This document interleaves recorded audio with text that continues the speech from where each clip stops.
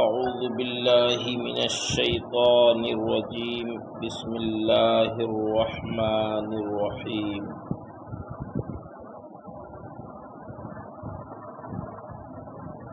باب بیان الایمان الذی يدخل به الجنہ وَأَنَّ مَن تَمَسَّكَ بِمَا أُمِرَ بِهِ دَخَلَ الْجَنَّةَ۔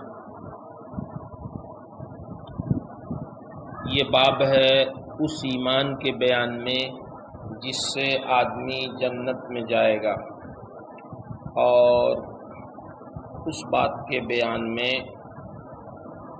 کہ جس کی بجا آوری کرنے والا جنت میں داخل ہوگا۔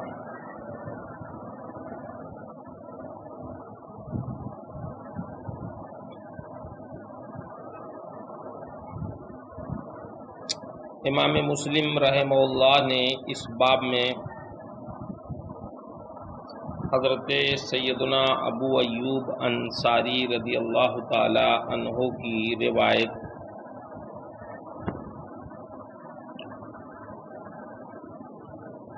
تقریباً 3 سندوں سے ذکر کی ہے۔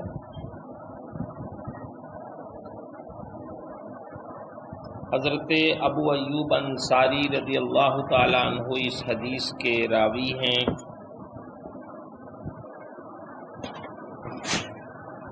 ابو ایوب آپ کی بہت مشہور کنیت ہے، نام آپ کا خالد بن زید ہے، انصاری صحابی ہیں۔ آپ کا قبیلہ خزرج کی شاخ نجار ہے، کبار صحابہ میں سے آپ ہیں۔ ہجرت کے وقت نبی کریم صلی اللہ علیہ وسلم مدینہ منورہ میں آپ ہی کے گھر قیام پذیر ہوئے۔ بیعت قبا، بدر، احد اور دیگر غزوات میں اللہ کے رسول صلی اللہ علیہ وسلم کے ساتھ رہے۔ نبی کریم صلی اللہ علیہ وسلم کے بعد بھی جنگوں میں آپ شریک رہے۔ سرکار جب ہجرت کر کے مدینہ منورہ تشریف لائے تو مدینے کے معزز جو قبائل تھے، جیسے بنو سالم، بنو بیاضہ، بنو ساعدہ، بنو عدی، بنو نجار، بنو مالک، سب نے آپ کو اپنا مہمان بنانا چاہا۔ گزارش کی کہ سرکار ہمارے ہاں ٹھہریں، لیکن نبی کریم صلی اللہ علیہ وسلم نے ارشاد فرمایا کہ اونٹنی کا راستہ چھوڑ دو، یہ خدا کی طرف سے مامور ہے، جہاں بیٹھ جائے گی میں وہیں اتروں گا۔ اونٹنی چلتی رہی اور کچھ وقفے کے بعد اس جگہ بیٹھ گئی جہاں آج مسجد نبوی ہے۔ حضرت ابو ایوب انصاری کا گھر سامنے تھا مسجد نبی کے۔ اس طرح نبی کریم صلی اللہ علیہ وسلم کو حضرت ابو ایوب انصاری اپنے گھر لے گئے۔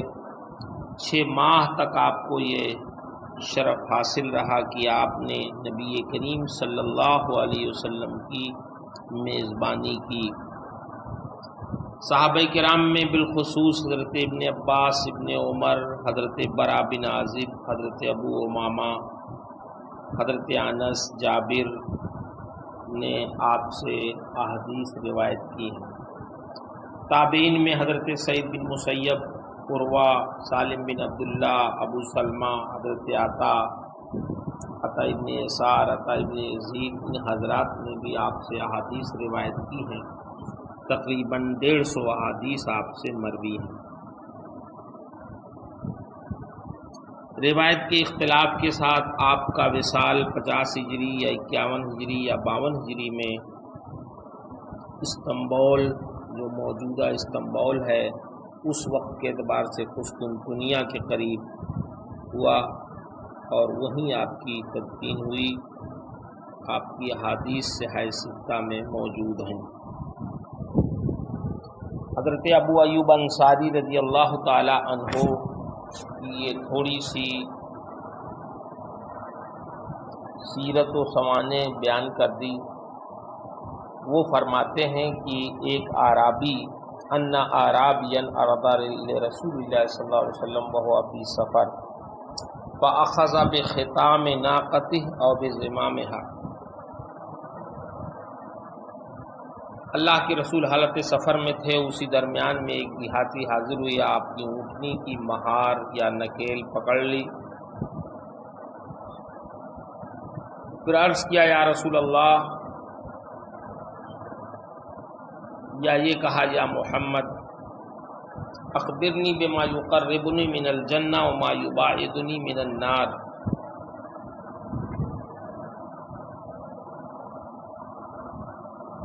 مجھے جنت سے قریب اور جہنم سے دور کرنے والی وہ باتیں بتائیے. نبی کریم صلی اللہ علیہ وسلم رک گئے. فقف النبی ثم نظر فی اصحابہ، پھر اپنے اصحاب پر آپ نے نگاہ ڈالی. ثم قال لقد افق او لقد ہدی، پھر آپ نے ارشاد فرمایا اس بندے کو توفیق یا ہدایت دی گئی. قال کیف قلت، آپ نے فرمایا تم نے کیا کہا؟ قال فعاد، راوی فرماتے ہیں اس نے اپنے سوال کا اعادہ کیا. فقال النبی صلی اللہ علیہ وسلم تعبد اللہ لا تشرک به شیئا وتقیم الصلاۃ وتؤتی الزکاۃ وتصل الرحم دع الناقہ. اللہ کے رسول نے فرمایا تم اللہ کی عبادت کرو، شرک نہ کرو اس کے ساتھ، نماز قائم کرو، زکوٰۃ دو، صلہ رحمی کرو، دع الناقہ اونٹنی کی لگام چھوڑ دو.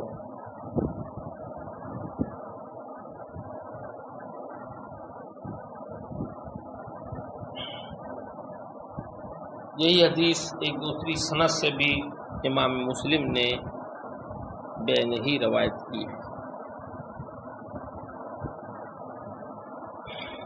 تیسری سند میں بھی وہی مضمون ہے، اس میں ہے فلما ادبر قال رسول اللہ صلی اللہ علیہ وسلم ان تمسک بما امر به دخل الجنہ. تو پھر روایت ابن ابی شیبہ ان تمسک به،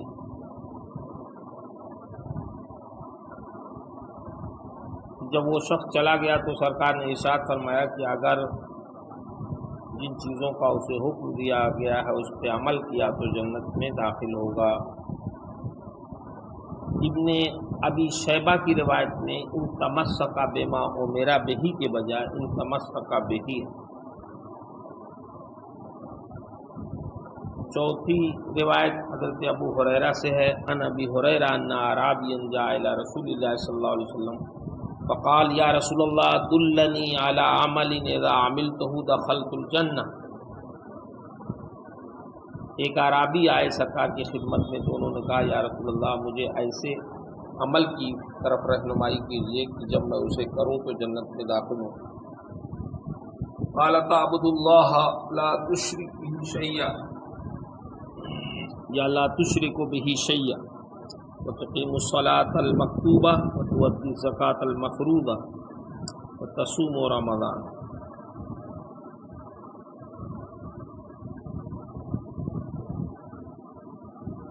قال والذی نفسی بیدہ لا ازید علی ھذا شیئا ابدا ولا انقص منہ. اس نے کہا قسم ہے اس کی جس کے قبضے میں اس کی جان ہے، میں نہ تو اس پر کچھ اضافہ کروں گا اور نہ ہی کمی کروں گا. اس کی تفصیل ہم نے کل بتا دی.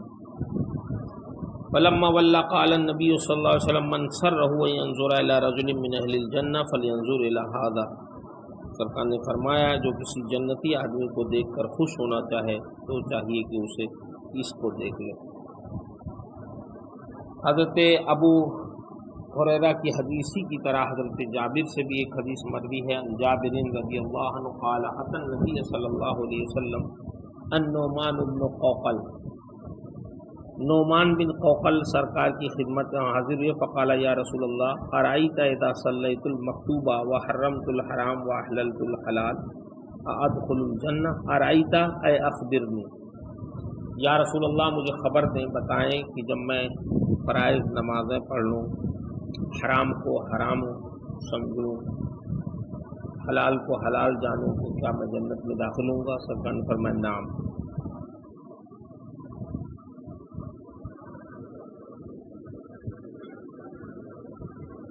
دوسری روایت بھی حضرت جابر سے ایسے ہی ہے، اس میں ولم ازد علی ذلک شیئا بھی ہے۔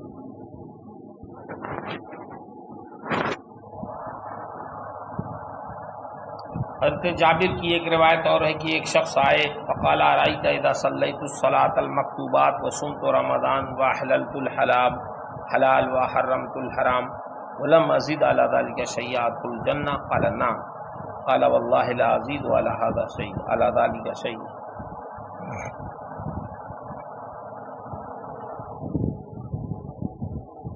یہ ساری روایتیں آپ نے پڑھ لی۔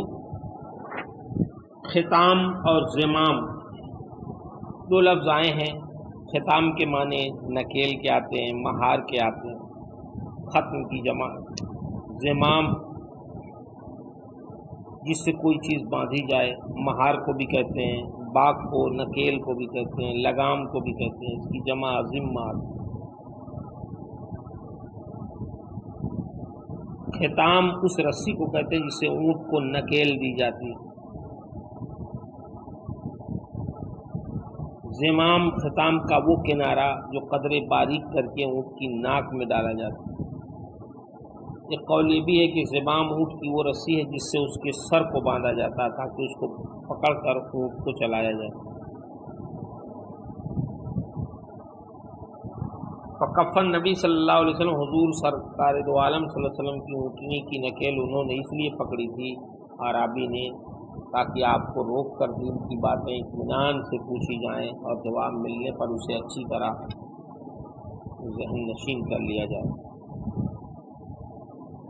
لقد افقا یا لقد خدیا سرکار نے ارشاد فرمایا، کیونکہ سائل نے اسلام کے بارے میں بہت اہم سوال کیا تھا اور یہ سوال اللہ کی توفیق ہی سے اور اللہ کی ہدایت ہی سے ہو سکتا ہے، اسی لیے سرکار نے ارشاد فرمایا کہ یہ من جانب اللہ ہے، اتنے سوال اہم سوال کرنے کی توفیق اسے اللہ کی طرف سے ملی۔ توفیق کہتے ہیں مطلوب خیر کے حصول کے لیے اسباب خیر کا فراہم ہو جانا۔ وتصل الرحم، حدیث کے اس جز سے رشتہ داروں کے ساتھ صلہ رحمی کا حکم دیا گیا۔ صلہ رحمی کا مطلب یہ ہے رشتہ داروں کے ساتھ حسن سلوک سے پیش آنا، ان سے ہر صورت میں تعلق جوڑ کر رکھنا، حتیٰ کہ اگر رشتہ دار بد اخلاقی سے پیش آئیں اور قطع رحمی کا ارتکاب کریں، جب بھی ان کے ساتھ صلہ رحمی کرنی چاہیے۔ اسی کا نام صلہ رحمی ہے، قرآن و حدیث میں اس کی سخت تاکید آئی۔ دعی الناقہ، چونکہ وہ دیہاتی صحابی آپ کی اونٹنی کی مہار یا نکیل پکڑے ہوئے تھے تاکہ بغیر مشقت کے سوال اور جواب کر سکیں، اور جب ان کا یہ مقصد پورا ہو گیا تو سرکار نے ان سے فرمایا جب تمہارا کام ہو گیا لہذا اونٹنی کو چھوڑ دو۔ من سرہ ان ینظر، سرکار نے فرمایا کیونکہ اللہ تعالیٰ نے آپ کو پہلے ہی سے آگاہ کر دیا تھا کہ یہ سائل ان احکام کی بجاوری کرے گا اور اس کا خاتمہ ایمان بالخیر پر ہوگا، اس لیے آپ نے اس کے حق میں فرمایا کہ جو جنتی آدمی دیکھ کر خوش ہونا چاہے وہ اسے دیکھ لے۔ اس حدیث سے جہاں اور بہت سارے احکام ثابت ہوئے دین کے، یہ بھی ثابت ہوتا ہے کہ اگر کوئی راستے پہ چل رہا ہو اور کوئی اسے دین کی باتیں پوچھنا چاہے تو اسے ٹھہرا کر دین کی باتیں بتانی چاہیے۔ دین کی باتیں بتانے میں بہت زیادہ بھاؤ نہیں کھانا چاہیے، نہ سستی کرنا چاہیے۔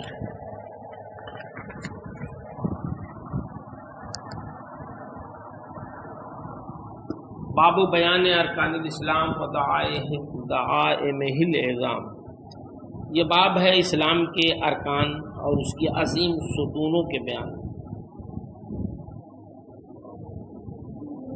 عن ابن عمر عن النبی صلی اللہ علیہ وسلم قال بني الاسلام على خمسة على ان يوحد الله واقام الصلاة وإيتاء الزكاة وصيام رمضان والحج. فقال رجل الحج وصيام رمضان قال لا صيام رمضان والحج هكذا سمعته من رسول الله صلی اللہ علیہ وسلم.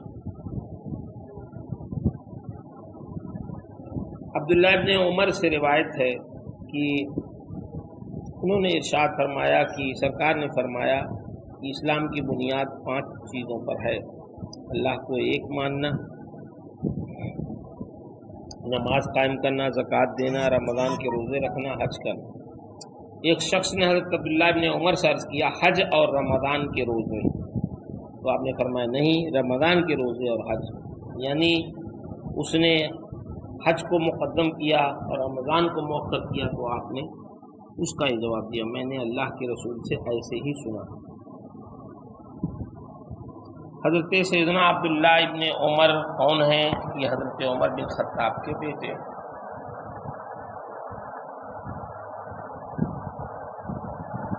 آپ کی ولادت بعثت نبوی کے 2 سال بعد یا عین 63 کے سال میں. ابھی آپ سن بلوغ کو بھی نہ پہنچے تھے کہ اپنے والد حضرت عمر بن خطاب کے ساتھ آپ نے اسلام قبول کر لیا. غزوہ بدر میں آپ شریک نہیں ہو سکے، اس کی وجہ یہ تھی کہ آپ بہت کم عمر تھے، اس لیے شرکت کی اجازت نہیں ملی، اور اسی بنا پر غزوہ احد میں بھی شریک نہیں ہو سکے. غزوہ خندق سے آپ نے غزوات میں شرکت کا آغاز کیا. نبی کریم صلی اللہ علیہ وسلم کے آثار اور آپ کی نشانیوں کے بڑے خواہش مند ہوتے، حد درجہ نبی کریم صلی اللہ علیہ وسلم کے آثار کی متبع تھے. سفر حج میں ٹھیک اسی جگہ پر اترتے جہاں سرکار اترا کرتے تھے، اسی جگہ نماز پڑھتے جہاں نبی کریم صلی اللہ علیہ وسلم نماز پڑھا کرتے تھے. یہاں تک کہ ایک درخت کے نیچے سرکار نے نماز ادا فرمائی تو آپ اس خیال سے اس کی آبیاری کرتے رہے کہ کہیں یہ خشک نہ ہو جائے. اس سے سمجھ میں آتی ہے بات کہ صحابہ کرام کی یادگاروں کو باقی رکھنا چاہیے. نبی کریم صلی اللہ علیہ وسلم کے بعد جب کثرت سے حج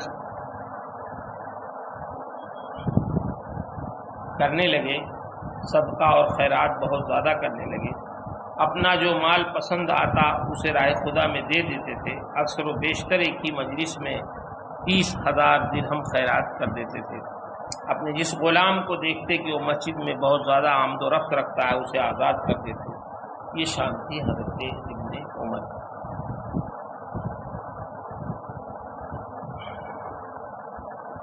آپ سے 1603 حدیثیں مروی ہیں، جن میں 170 متفق علیہ ہیں اور 81 میں بخاری اور 31 میں مسلم منفرد.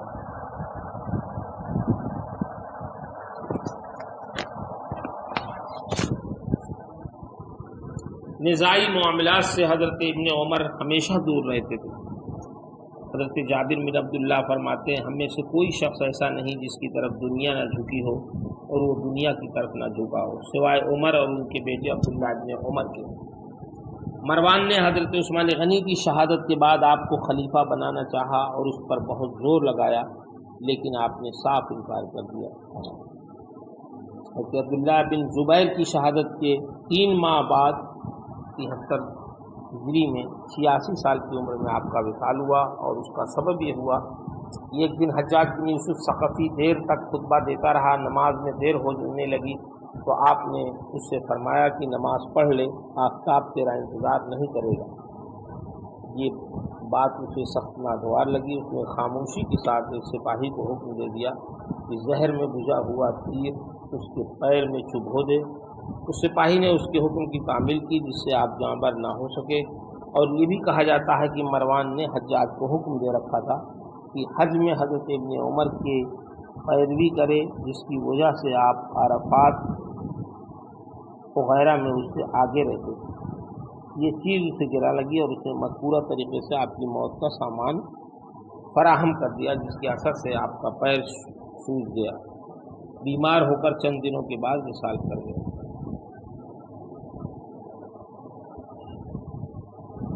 حضرت ابن عمر رضی اللہ تعالی عنہ کی یہ روایت تقریباً 4 سندوں سے ذکر ہے۔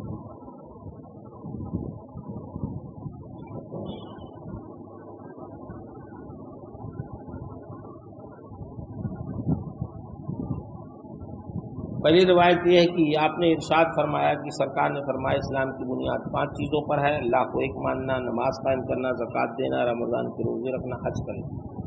ایک شخص نے حضرت ابن عمر سے عرض کیا حج اور رمضان کے روزے؟ تو آپ نے فرمایا نہیں، رمضان کے روزے اور حج۔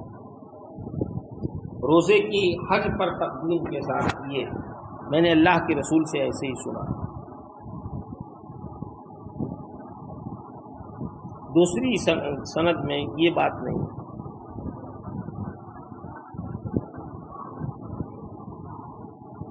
دوسری سند میں حج بیت اللہ مقدم ہے، صوم رمضان مؤخر ہے۔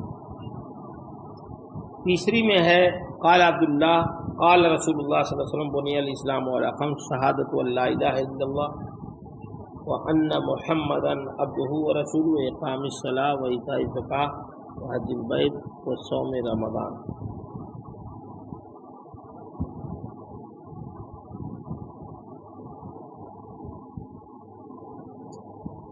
دوسری اور تیسری میں صوم رمضان پر حج بیت اللہ مقدم ہے، پہلی والی میں صیام رمضان حج پر مقدم ہے۔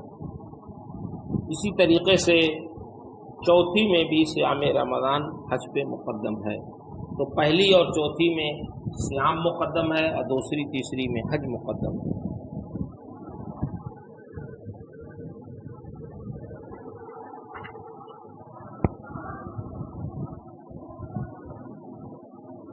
لیکن حضرت ابن عمر سے جب کہا گیا کہ حج بیت اللہ اور صیام رمضان، تو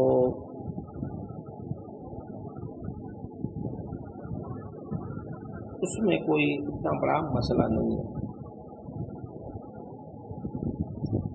حالانکہ حضرت ابن عمر نے پھر مقدم ہی کر کے روایت کی دوسری روایتوں میں ہے کہ صیام رمضان کے بجائے حج بیت اللہ کو مقدم کیا ہے۔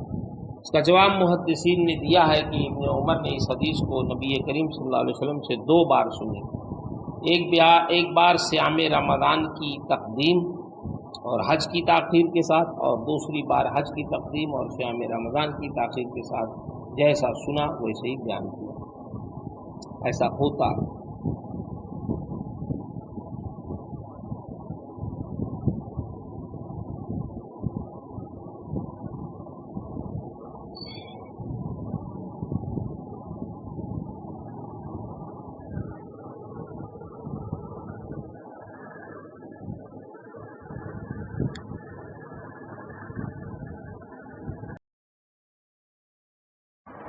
اعوذ باللہ من الشیطان الرجیم، بسم اللہ الرحمن الرحیم۔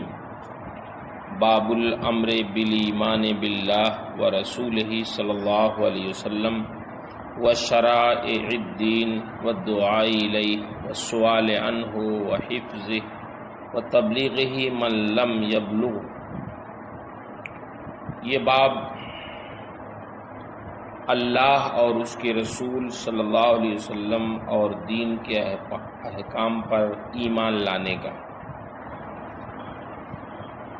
والدعاء الیہ اور دین کی طرف بلانے کا، والسؤال عنہ وحفظہ اور دین کی باتیں پوچھنے اور انہیں یاد رکھنے کا، وتبلیغہ من لم یبلغہ اور جن لوگوں تک دین کی باتیں نہیں پہنچ سکی ہیں ان تک دین کی باتیں پہنچانے کا بیان۔ امام مسلم رحمہ اللہ نے اس باب میں وفد عبد القیس والی حدیث کو ذکر کیا ہے، جو حضرت سیدنا عبداللہ ابن عباس اور حضرت سیدنا ابو سعید خدری رضی اللہ تعالی عنہ سے مروی ہے۔ حدیث کے الفاظ میں تقدیم و تاخیر کچھ کمی اور زیادتی ہیں، لیکن مفہوم میں کوئی خاص کمی اور زیادتی نہیں ہے۔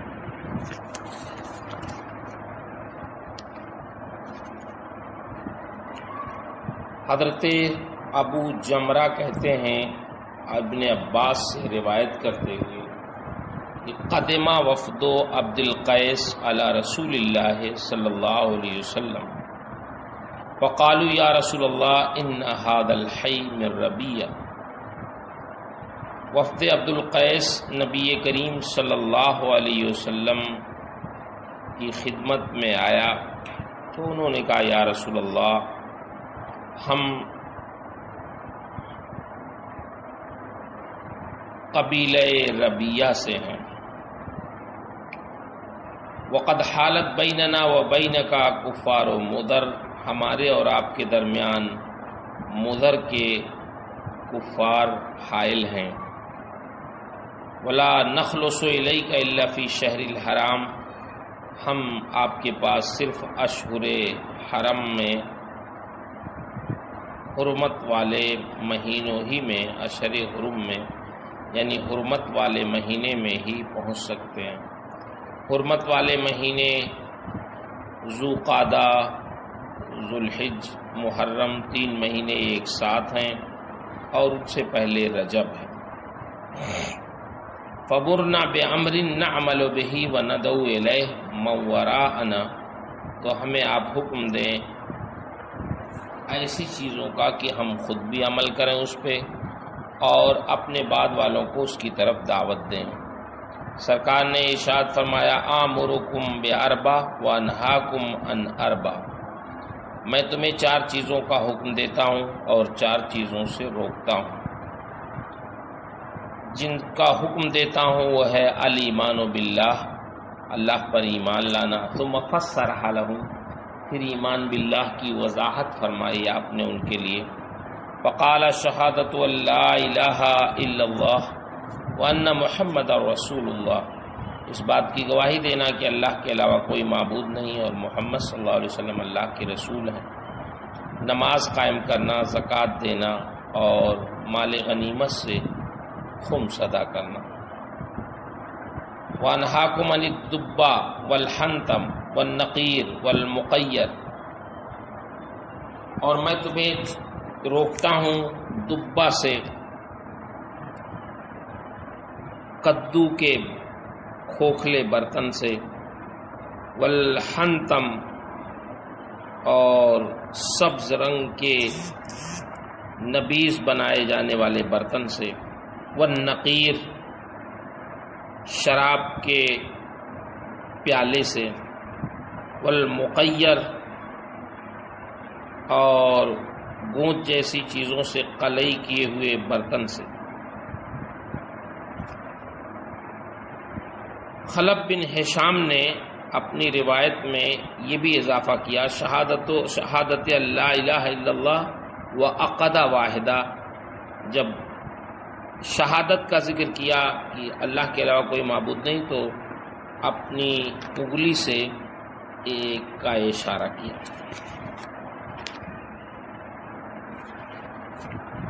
یہ حضرت سیدنا ابن عباس رضی اللہ تعالی عنہ سے مروی ہے۔ ابو جمرہ نے ہی یہ روایت کی، اس میں تھوڑی سی تفصیل ہے۔ فرماتے ہیں میں ترجمانی کر رہا تھا ابن عباس کے سامنے، لوگوں کے سامنے، تو ایک عورت آئی آپ سے نبیذ گھڑے کے نبیذ کے بارے میں سوال کرنے کے لیے۔ فقال ان وفد عبد القیس اتوا رسول اللہ صلی اللہ علیہ وسلم۔ اس میں بھی تفصیل وہی ہے جو آپ نے پڑھ لی ہے۔ تیسری روایت بھی حضرت ابن عباس سے ہے، اس میں ابن معاذ نے اپنی حدیث میں تھوڑا سا اضافہ کیا یہ قال رسول اللہ صلی اللہ علیہ وسلم للاشج، اشج عبد القیس کے اشج سے کہا ان فیک خصلتین یحبہم اللہ الحلم والانات، یہ اللہ تعالی نے تمہارے اندر دو خصلتیں رکھی ہیں جن کو اللہ پسند فرماتا ہے، ایک تو حلم ہے، بردباری ہے، اور دوسری وقار ہے۔ اس کی وجہ ابھی بتاتے ہیں۔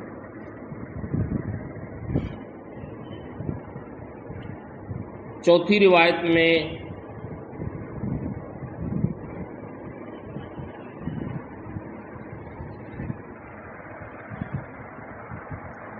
یہ حضرت ابو سعید خدری سے مروی ہے۔ حضرت ابو سعید خدری نے تھوڑا تفصیل کے ساتھ اس روایت کو ذکر کیا ہے۔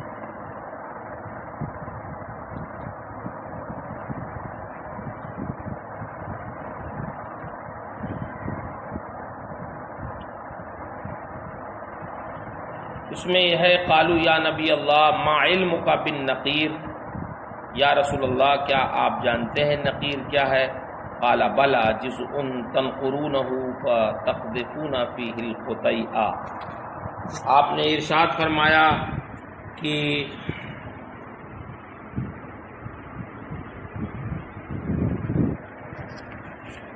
نقیر درخت کا تنا ہے جس کو تم کھود لیتے ہو، پھر اس میں چھوٹی چھوٹی کھجوریں ڈال دیتے ہو۔ سعید فرماتے ہیں یا سرکار نے فرمایا تم اس میں چھوہارے ڈال دیتے ہو، پھر اس میں پانی ڈال دیتے ہو، یہاں تک کہ جب اس کا جوش تھم جاتا ہے تو تم اسے پیتے ہو، یہاں تک کہ تم میں یا ان میں کوئی آدمی اپنے چچا زاد بھائی کو تلوار سے مار دیتا ہے۔ راوی فرماتے قوم میں ایک ایسا آدمی تھا جسے اسی طریقے سے زخم لگ چکا تھا۔ راوی نے کہا کہ میں اسے اللہ کے رسول سے شرم کی وجہ سے چھپا لے گیا۔ میں نے عرض کیا یا رسول اللہ ہم کس میں پئیں؟ آپ نے فرمایا چمڑے کے ان مشقوں میں پیا کرو جن کا منہ باندھ دیا جاتا ہے۔ لوگوں نے عرض کیا یا رسول اللہ ہماری سرزمین بکثرت چوہوں والی سرزمین ہے، جہاں چوہے بہت زیادہ پائے جاتے ہیں، چمڑے کے مشق محفوظ نہیں رہ پاتی، وہاں ان کو کاٹ دیتے ہیں۔ اللہ کے نبی نے فرمایا اگرچہ انہیں چوہے کاٹ دیں، اگرچہ انہیں چوہے کاٹ دیں، اگرچہ انہیں چوہے کاٹ دیں۔ راوی فرماتے ہیں کہ اللہ کے نبی نے عبد القیس کے سردار اشد سے کہا تم میں دو ایسی عادتیں ہیں جن کو اللہ پسند فرماتا ہے، بردباری اور وقار۔ یہ روایت حضرت ابو سعید خدری کی ہے۔ حضرت ابو سعید خدری سے بھی تقریباً 3 طرق سے یہ حدیث مروی ہے۔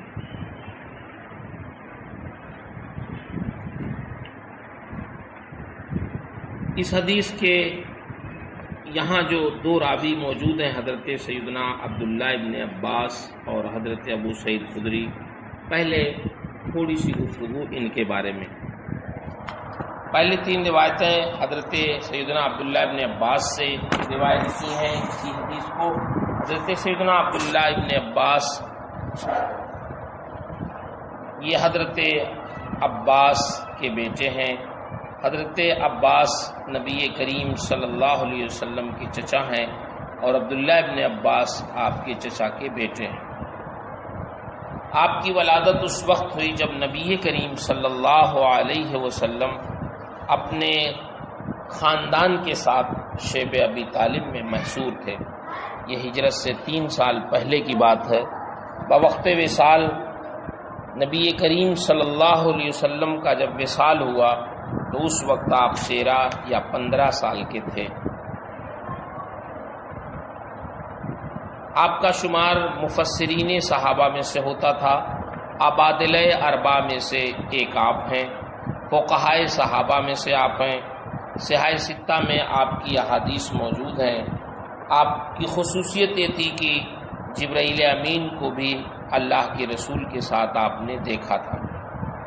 حدیث، فقہ، تفسیر قرآن، فرائض، حساب، شعر اور عربیت میں آپ اپنے عہد میں سارے صحابہ پر فوقیت رکھتے تھے۔ صحابہ کرام میں جب کسی مسئلے میں اختلاف ہوتا تو وہ آپ کے قول کی طرف رجوع کرتے تھے حضرت امیر المومنین عمر بن خطاب رضی اللہ تعالیٰ عنہ کے سامنے جب کوئی مشکل مقدمہ آتا تو وہ اسے حل کرنے کے لیے آپ کو بلایا کرتے تھے۔ نبی کریم صلی اللہ علیہ وسلم نے آپ کے لیے علم و حکمت، تفقہ اور فہم قرآن کی دعا فرمائی تھی۔ حضرت علی رضی اللہ تعالیٰ عنہ نے آپ کو اپنے دور خلافت میں بصرہ کا حاکم بھی بنایا تھا، لیکن حضرت علی کی شہادت سے پہلے ہی آپ بصرہ سے واپس ہو گئے تھے۔ آپ نے نبی کریم صلی اللہ علیہ وسلم، حضرت عمر، حضرت علی، حضرت معاذ بن جبل، حضرت ابو ذر سے حدیثیں روایت کی ہیں، اور آپ سے حضرت عبداللہ ابن عمر، نضر بن انس بن مالک اور دیگر صحابہ اور تابعین نے روایتیں کی ہیں۔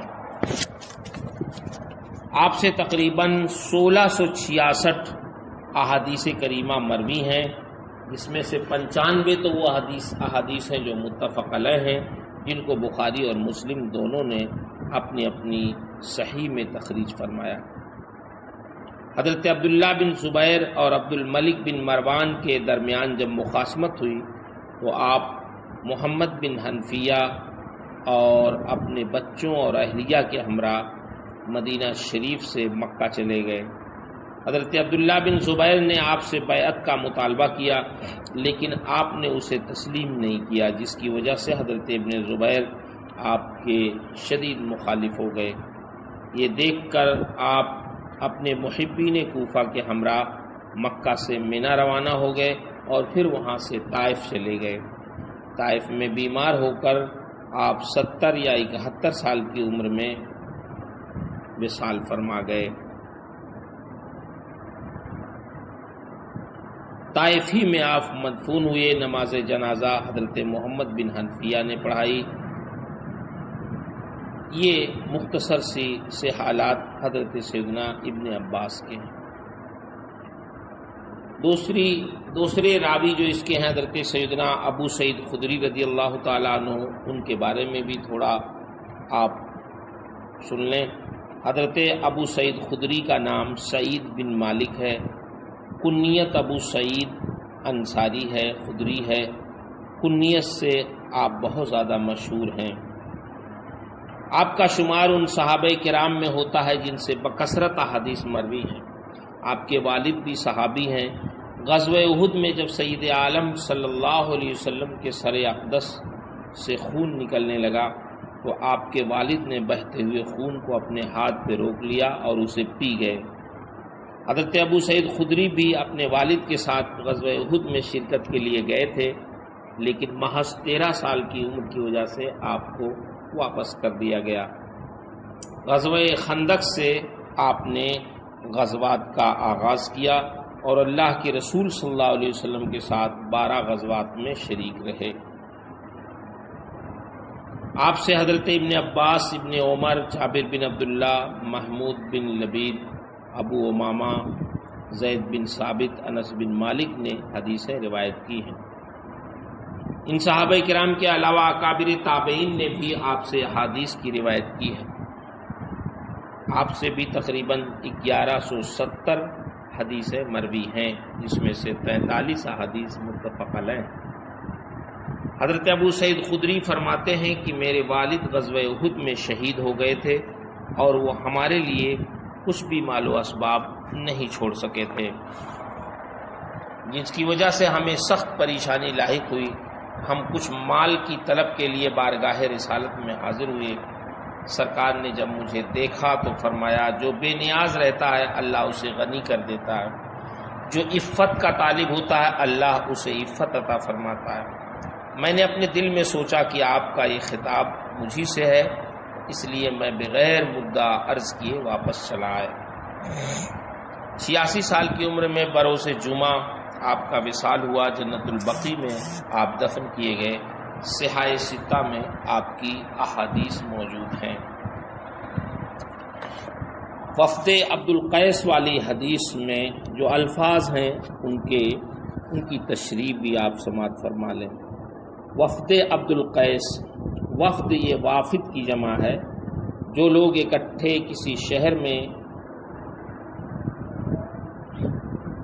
کسی مشترکہ غرض کے لیے جائیں بادشاہ یا حاکم کے پاس، انہیں وفد کہا جاتا ہے۔ عبد القیس عرب کے مشہور و معروف قبیلہ ربیہ کی ایک شاخ کا نام ہے جو قبیلے عبد القیس کے نام سے مشہور ہے۔ خزایا کا لفظ اس میں ہے، خزیان کی جمع ہے پشیما، شرمندہ، ذلیل، رسوا۔ ندامہ ندمان کی جمع ہے پشیما، شرمندہ۔ الشہر الحرام وہ محترم مہینے جن میں اہل عرب جنگ و جدال موقوف رکھتے تھے، وہ 4 ہیں: رجب، ذوالقعدہ، ذوالحج، محرم۔ الحی قبائل عرب کا چھوٹا قبیلہ، جمع احیا۔ مضر عرب کا مشہور قبیلہ، مضر اور ربیہ دونوں حقیقی بھائی اور نزار کے بیٹے تھے۔ مضر کی نسل سے حضور سید عالم صلی اللہ علیہ وسلم کے آباء و اجداد ہیں۔ دبا کھوکھلا کیا ہوا خشک کدو کا برتن۔ حنتم سبز رنگ کی ٹھلیا جس میں نبیذ بنایا کرتے تھے۔ نقیر درخت کا تنا جسے کھود کر اہل عرب اس میں نبیذ بناتے تھے، اس کی نبیذ تیز ہوتی تھی۔ مقیر سیاہ رنگ کے رقیق اور لیسدار روغن سے لیپ کیا ہوا، جیسے تارکول وغیرہ ہوتا ہے، لیپ کیا ہوا برتن۔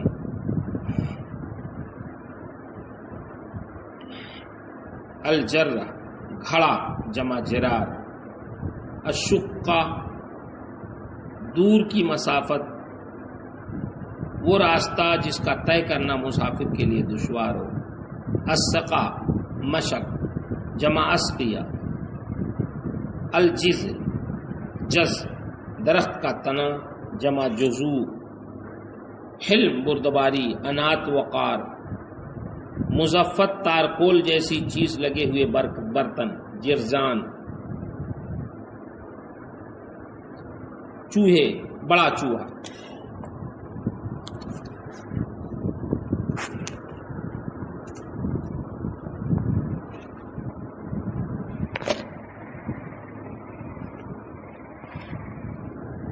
قبیلہ عبد القیس کے بارے میں تھوڑی سی تشریح آپ ملاحظہ فرمائیں۔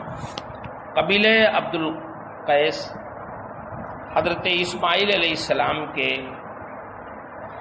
12 فرزند تھے، جن کی نسل میں اللہ تعالیٰ نے بہت برکت دی۔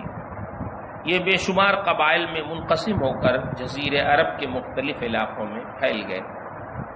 حضرت اسماعیل علیہ السلام کی ذریت میں ایک مشہور شخصیت جو بعد میں آنے والی اولاد اسماعیل کا سنگم بنی، ان کا نام عدنان ہے۔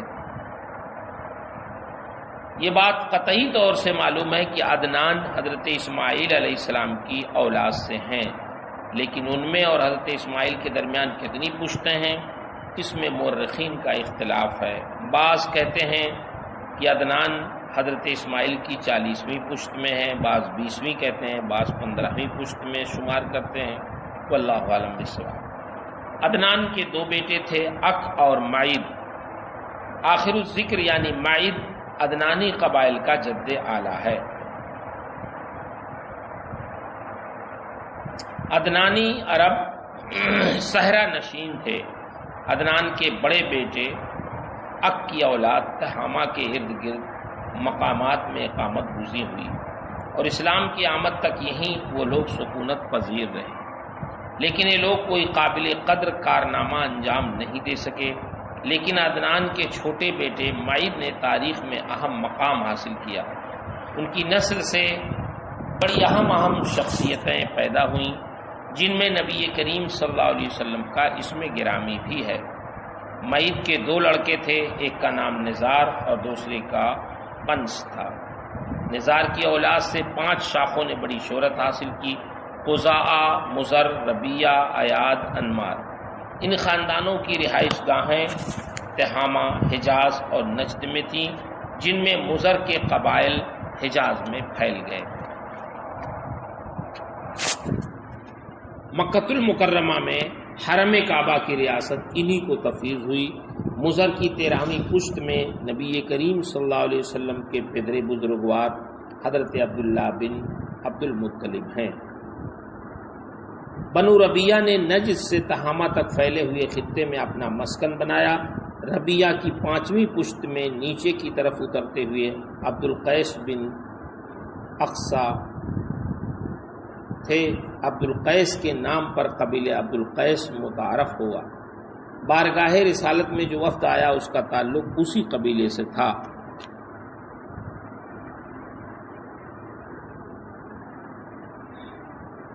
باختلاف روایت یہ وفد 8 ہجری میں بارگاہ رسالت میں حاضر ہوا تھا۔ ابھی اللہ کے رسول صلی اللہ علیہ وسلم فتح مکہ کے لیے مدینے سے نہیں نکلے تھے۔ یہ لوگ مدینہ شریف آئے، لیکن آنے سے پہلے ہی یہ اسلام قبول کر چکے تھے۔ یہ کل 14 سوار تھے، جن کے سردار اشج اسری تھے۔ ان کا اصل نام منذر بن عائز تھا۔ نبی کرم صلی اللہ علیہ وسلم نے انہیں اشج سے موسوم کیا۔ اس کی وجہ یہ تھی کہ ان کے چہرے پر ایک علامتی نشان تھا، اور عرب میں اشج علامتی نشان والے کو کہا جاتا ہے۔ امام النووی رحمہ اللہ نے وفد میں شامل کچھ خصوصی افراد کا ذکر بھی کیا ہے، جن کے نام یہ ہیں: مزیدہ بن مالک، عبیدہ بن حمام، سحار بن عباس، عمر بن محروم، حارث بن شعیب، حارث بن جندب۔ نبی اکرم صلی اللہ علیہ وسلم کو اس وفد کے آنے کی اطلاع ہو گئی تھی۔ آپ نے صحابہ کرام سے ارشاد فرمایا کہ تمہارے پاس عبد القیس کا وفد آ رہا ہے، اور یہ اہل مشرق کے بہترین لوگ ہیں۔ حضرت عمر فاروق اعظم نے آگے بڑھ کر اس وفد کا استقبال اور خیر مقدم کیا۔ اس قبیلے کے ایک فرد منقذ بن حیان ایام جاہلیت سے ہی بغرض تجارت مدینے میں آتے جاتے تھے۔ ہجرت کے بعد ایک دن ان کی ملاقات نبی کریم صلی اللہ علیہ وسلم سے مدینے ہی میں ہوئی۔ اللہ کے نبی نے منقذ سے ان کے قبیلے کے لوگوں کا حال نام لے لے کر دریافت کیا۔ یہ دیکھ کر منقذ نے اسلام قبول کر لیا، اور قرآن پاک کی کچھ صورتیں بھی یاد کر لیں۔ اللہ کے نبی نے ان کے قبیلے کے نام ایک خط لکھ کر ان کے حوالے کر دیا، جس میں اہل قبیلہ کو آپ نے اسلام کی دعوت اور ایمان لانے کی ترغیب دی تھی۔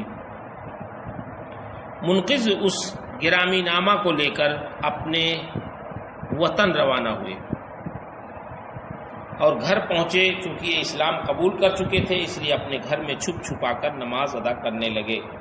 جب ان کی اہلیہ نے ان کی نماز وغیرہ کی ایک غیر مانوس حالت دیکھی تو اپنے والد منذر بن عائز اشج کو خبر کر دیا۔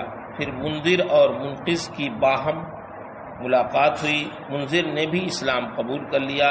پھر منقذ نے اپنی قوم کو اللہ کے نبی کا مکتوب پڑھ کر سنایا، جس سے متاثر ہو کر یہ لوگ اسلام قبول کر لیے۔ پھر ان لوگوں نے بارگاہ رسالت میں حاضری پر اتفاق کیا۔ اس طرح یہ وفد بارگاہ رسالت میں حاضر ہوا۔ اللہ کے رسول نے اس وفد کا خیر مقدم کرتے ہوئے ارشاد فرمایا: مرحبا بالوفد غیر خزایا ولن ندامہ۔ خیر مقدمی کے کلمات کے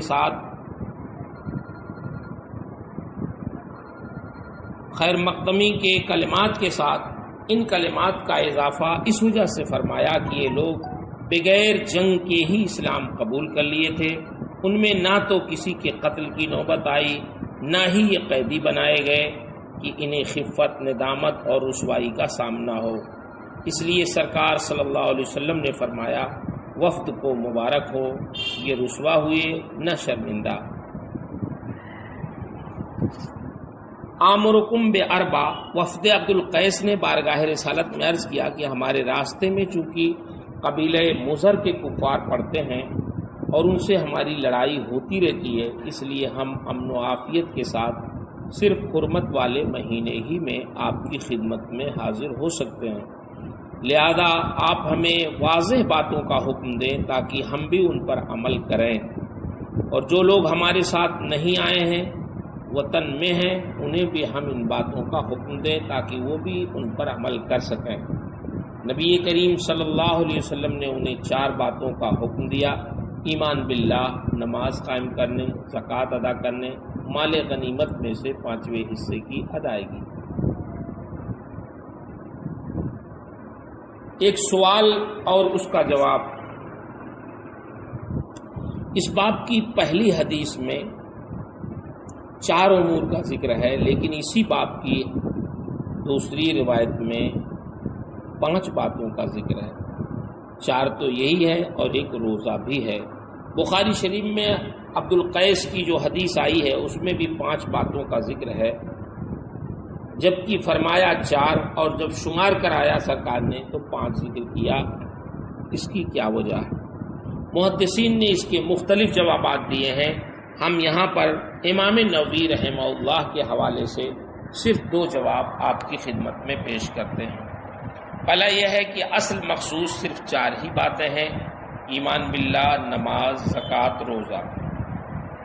مال غنیمت میں سے خمس کی ادائیگی یہ اصل مقصود پر زائد ہے۔ اس کا حکم آپ نے انہیں اس لیے دیا کہ وہ کفار مضر کے پڑوس میں رہتے تھے، جن سے انہیں اکثر لڑائی کرنا پڑتا تھا، جس کے نتیجے میں انہیں مال غنیمت ملتا رہتا تھا۔ چونکہ اس سے پہلے فرضیت جہاد کا حکم آ چکا تھا اور مال غنیمت میں سے 5ویں حصے کی بیت المال کے لیے ادائیگی کا حکم واضح طور پر تھا، اس لیے سرکار علیہ الصلاۃ والسلام نے انہیں اس کا بھی ان 4 چیزوں کی تبعیت میں حکم دیا، یعنی گویا تابع بنا کر۔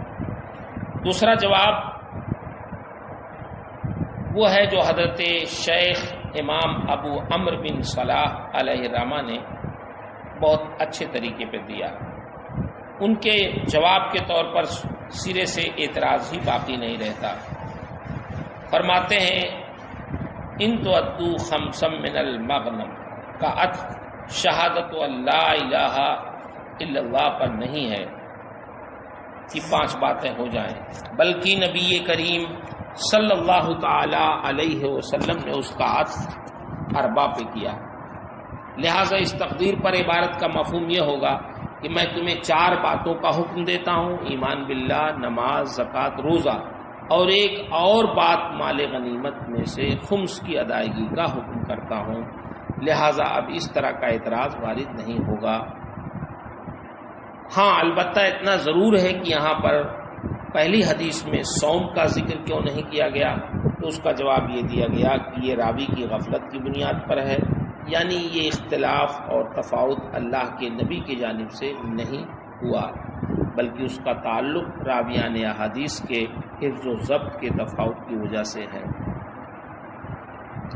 حج کا ذکر اس میں کیوں نہیں ہوا؟ اس کی وجہ یہ ہے کہ جب یہ وفد بارگاہ رسالت میں آیا تھا اس وقت حج فرض نہیں ہوا تھا، کیونکہ حج 9 ہجری میں چند ماہ گزرنے کے بعد فرض ہوا، اور اس وفد کی آمد 8 ہجری میں فتح مکہ کے سال ہوئی تھی، جبکہ اللہ کے نبی صلی اللہ علیہ وسلم فتح مکہ کی مہم پر ابھی مدینے سے باہر نہیں نکلے تھے۔ حرمت شہر حرام یعنی ذوالقعدہ، ذوالحج، محرم اور رجب میں کفار سے قتال کے حرام ہونے کا حکم ابتداء اسلام میں تھا، لیکن اب یہ حکم قرآن پاک کی اس آیت سے منسوخ ہو گیا۔ وقاتل المشرکین کافہ کما یقاتلونکم کافہ وانہاکم عن الدبہ۔ وفد عبد القیس سے سرکار نے فرمایا میں تمہیں دبہ، حنطم، نقیر سے منع کرتا ہوں، یعنی تم ان برتنوں میں مشروبات نہ پیا کرو اور ان کا استعمال نہ کرو۔ ممانعت کی وجہ یہ تھی کہ اہل عرب ان برتنوں میں شراب بناتے تھے اور انہی برتنوں میں دوسری جگہوں سے مثلا مصر، طائف وغیرہ سے شراب منگایا بھی کرتے تھے۔ اسی طرح ان برتنوں میں نبیذ بنانے سے بھی سرکار نے منع کیا، کیونکہ ان میں جو نبیذ بنائی جاتی تھی وہ عموماً نشہ آور ہو جایا کرتی تھی، اور نبیذ نشہ آور ہونے کے بعد حرام ہو جاتی ہے، اس لیے احتیاطاً انہیں اس کے استعمال سے منع کر دیا گیا تاکہ انہیں شراب اور اس طرح کے دیگر مشروبات کی یاد نہ آنے پائے۔ امام نووی رحمہ اللہ فرماتے ہیں کہ ممانعت اوائل اسلام میں تھی، پھر بعد میں حضرت بریدہ کی ایک حدیث سے یہ ممانعت منسوخ ہو گئی۔ حضرت بریدہ نے فرمایا قال رسول اللہ صلی اللہ علیہ وسلم نہیتکم عن النبیذ الا فی سقاء فاشربوا فی الاسقیاء کلھا ولا تشربوا مسکرا، میں نے تمہیں سوائے چمڑے کے برتنوں کے اور برتنوں میں نبیذ بنانے سے منع کیا تھا، لیکن اب تم ہر برتن میں نبیذ بناؤ، لیکن اسے نشاور کر کے نہ پیو۔ جمہور احناف اور شوافع کا موقف بھی یہی ہے کہ ممانعت ابتدائی اسلام میں تھی، مذکورہ حدیث سے یہ حکم اب منسوخ ہو گیا۔ بعض ائمہ مثلا امام مالک، امام احمد بن حنبل کا موقف یہی ہے کہ ممانعت اب بھی باقی ہے، اور یہی قول حضرت عمر اور ابن عباس کا ہے۔ قال رسول اللہ صلی اللہ علیہ وسلم للاشج، اشج کون ہے؟ کہتے ہیں جب مدینہ منورہ عبد القیس کا وفد پہنچ گیا تو سوائے حضرت اشج کے، جن کا نام منذر بن حارث یا منذر بن عبید ہے یا عائذ بن منذر تھا، یہ سارے لوگ فوری طور سے اسی حالت میں نبی کریم صلی اللہ علیہ وسلم کے پاس پہنچ گئے، لیکن حضرت اشج سامان کے پاس کھڑے رہے اور پھر سارے سامانات سمیٹ کر ایک جگہ رکھا، پھر اونٹ باندھا، پھر اچھے لباس پہنے، پھر نہایت سلیقہ اور ادب و احترام کے ساتھ خدمت اقدس میں حاضر ہوئے۔ ان کا یہ طریقہ نبی کریم صلی اللہ علیہ وسلم کو بہت پسند آیا۔ سرکار نے انہیں اپنے قریب بیٹھایا اور فرمایا تم میں عقل مندی، بردباری اور طمانینت اور وقار کی ایسی خوبیاں ہیں جو اللہ کو پسند ہیں۔ حدیث عبد القیس سے کئی فائدے حاصل ہوئے۔ امام مسلم نے مختلف سندوں سے کئی راویوں سے روایت کی ہے، بہت سے مسائل مستخرج کیے ہیں آپ نے، ہم تھوڑا سا بیان کر دیں۔ امام نووی کے حوالے سے چند کو ہم بیان کرتے ہیں۔ نمبر 1، رؤسائے قوم اور معزز افراد کو اہم مقاصد کے لیے حاکم حکام کے پاس سفارتی مہم پر روانہ کرنے کا جواز اس حدیث سے ثابت ہوتا ہے۔ دوسرا، سوال سے پہلے اگر کوئی عذر مناسب ہو تو اسے بیان کر دینا چاہیے۔ عالم کا کسی کو سمجھانے کے لیے کسی اور سے مدد حاصل کرنے کا جواز، جیسے حضرت ابو حمزہ کو حضرت ابن عباس نے اپنا ترجمان بنایا، اسی لیے بنایا تھا کہ فتویٰ، خبر اور ترجمانی کے لیے شخص واحد کے قول کافی ہوگا۔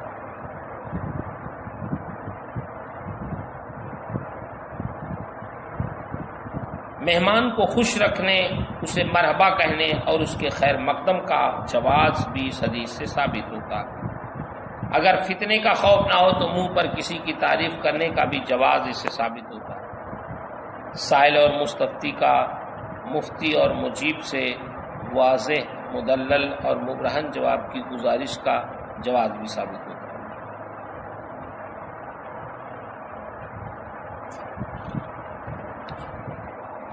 واللہ اعلم بالصواب۔